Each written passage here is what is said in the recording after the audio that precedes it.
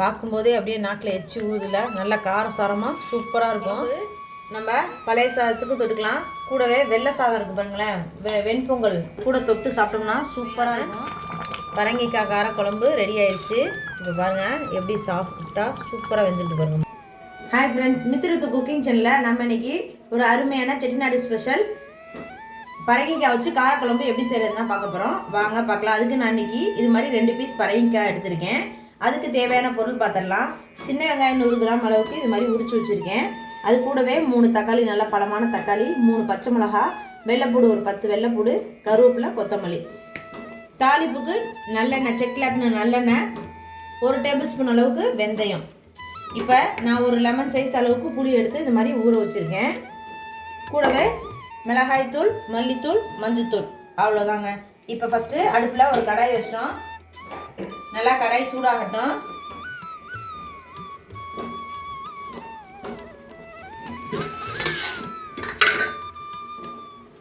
நல்லா கடாய் சூடாயிடுச்சு. இதில் ஒரு 3 டேபிள் ஸ்பூன் அளவுக்கு நல்லெண்ணெய் சேர்த்துக்குவோம்.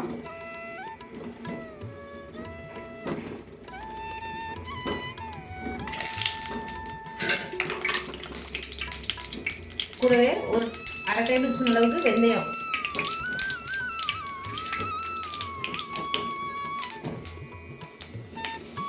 வெந்தயம் நல்லா பொரிஞ்சிருக்கு. இப்போ ஒரு கொத்து கருவேப்பிலையை அதோட சேர்த்துக்குவோம்.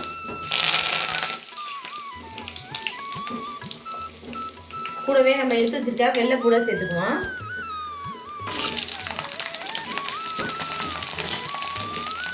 நல்லா எண்ணெயில் அப்படியே வதக்கிடுவோம்.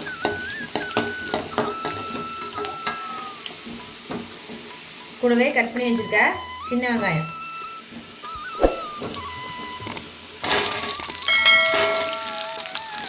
இது ரெண்டையும் நல்லா பொன்னிறமாக வர வரைக்கும் நல்லா வதக்கிக்கலாம். வெங்காயம், வெள்ளைப்பூடி எல்லாமே நல்லா வதங்கிடுச்சு. இந்த ஸ்டேஜில் நம்ம எடுத்து வச்சுருக்க பச்சை மிளகாயம் அதோட சேர்த்துக்குவோம். கூடவே தக்காளி கட் பண்ணி வச்சுருக்க தக்காளியையும் அதோட சேர்த்துக்குவோம்.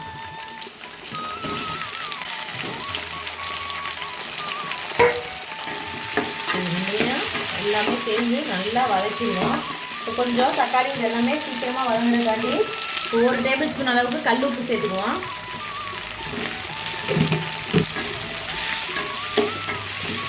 கொஞ்சம் உப்பு சேர்த்துக்கிட்டோம்னா கொஞ்சம் சீக்கிரம் வதங்கிடும். அதுக்காண்டி தான் இந்த பக்கம் இது நல்லா தக்காளியெல்லாம் நல்லா வதங்கி வரட்டும். அதுக்குள்ளே நம்ம பரங்கிக்காயை பீஸ் போட்டுக்குவோம். இந்த மாதிரி நடுப்பில் இருக்கிறதெல்லாம் எடுத்துடலாம்.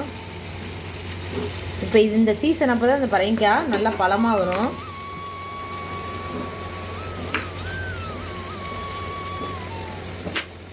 இந்த அளவுக்கு சின்னதாக எடுத்து இந்த மாதிரி சின்ன சின்னதாக குட்டி குட்டியாக கட்டமாக பீஸ் போட்டுக்கலாம்.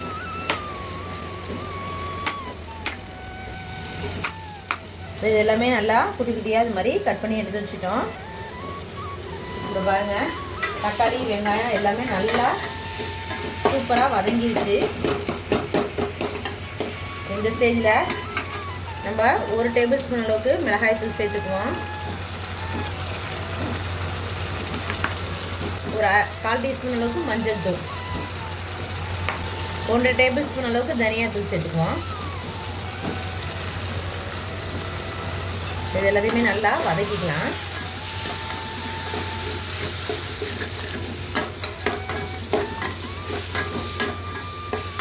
இந்த மிளகாய் கொஞ்சம் காரமாக இருக்கிறதுனால நான் 1 டேபிள் ஸ்பூன் போட்டிருக்கேன். உங்களுக்கு காரம் கொஞ்சம் தூக்கலாக வேணும்னா இன்னும் ஒரு 1/2 டேபிள் ஸ்பூன் சேர்த்துக்கோங்க. எண்ணெயிலே நல்லா வதக்கிட்டோம்னு சொன்னால் பச்சை வாசம் எல்லாமே கொஞ்சம் சீக்கிரமாக போயிடும். அதுக்காண்டி நல்லா எண்ணெயிலே வதக்கிடணும். எல்லாமே நல்லா வதங்கிடுச்சு. பச்சை வாசம்லாம் போய் எண்ணெயெல்லாம் பிரிஞ்சு வந்து பாருங்கள். இந்த ஸ்டேஜில் நம்ம கட் பண்ணி வச்சுருக்க பரங்கிக்காயை அது கூட சேர்த்துக்குவோம். நல்லா கழுவிட்டு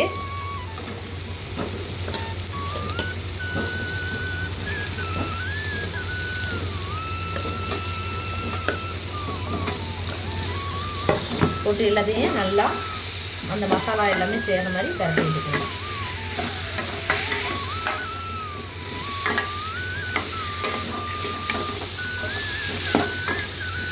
இதையை இந்த மாதிரி கரைச்சிக்கிட்டோம்.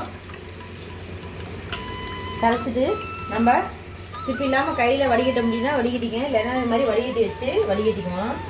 இப்போ அதை சேர்த்துக்குவோம் அது கூடவே.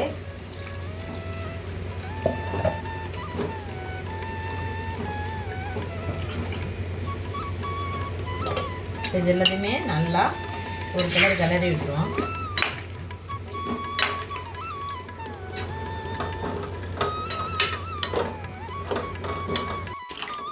இப்போ எல்லாத்தையுமே ஊற்றி நல்லா கிளறியாச்சு. இந்த ஸ்டேஜில் நீங்கள் உப்பு பார்த்துக்கோங்க. நம்ம ஃபஸ்ட்டு தக்காளி வெங்காயம் வதங்குறதுக்கு தான் உப்பு போட்டோம். எனக்கு உப்பு பத்தல, ஆனால் இன்னும் ஒரு 1/2 டேபிள் ஸ்பூன் அளவுக்கு உப்பு சேர்த்துக்கேன்.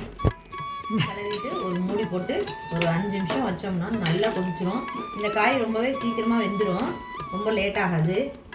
அதுக்கு தான் மிளகாய் மல்லி எல்லாமே வந்து எண்ணெயிலே நம்ம வதக்கிடுறோம். லைட்டாக மல்லித்தலையை தூவிட்டு ஒரு தட்டை போட்டு மூடி வச்சிடும்.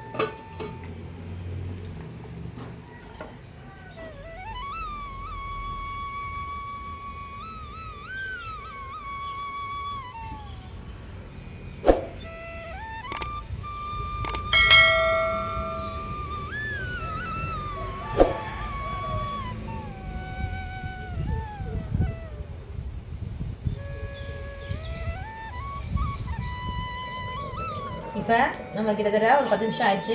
குழம்பு திறந்து பார்ப்போம். பாருங்கள், நல்லா சூப்பராக ரெடி ஆயிடுச்சு குழம்பு. அவ்வளோதாங்க, நம்மளுடைய சுவையான பரங்கிக்காய் கார குழம்பு ரெடி ஆயிடுச்சு. இப்போ பாருங்கள் எப்படி சாஃப்டாக சூப்பராக வெந்துருக்கு பாருங்கள். மாவாக பரங்கிக்காய் பார்க்கும்போதே அப்படியே நாக்கில் எச்சி ஊதுல. நல்லா காரசாரமாக சூப்பராக இருக்கும். இதே மாதிரி வீட்டில் நீங்களும் ட்ரை பண்ணி பாருங்கள். நம்ம பழைய சாதத்துக்கும் தொட்டுக்கலாம். கூடவே வெள்ளை சாதம் இருக்குது பாருங்களேன், வெண்பொங்கல் வெறும் வெள்ளையாக பொங்கி அது கூட தொட்டு சாப்பிட்டோம்னா சூப்பராக இருக்கும். செம்ம காம்பினேஷன். பரங்கிக்காய் அந்த மாதிரி கூட்டு கறி வச்சிங்கன்னா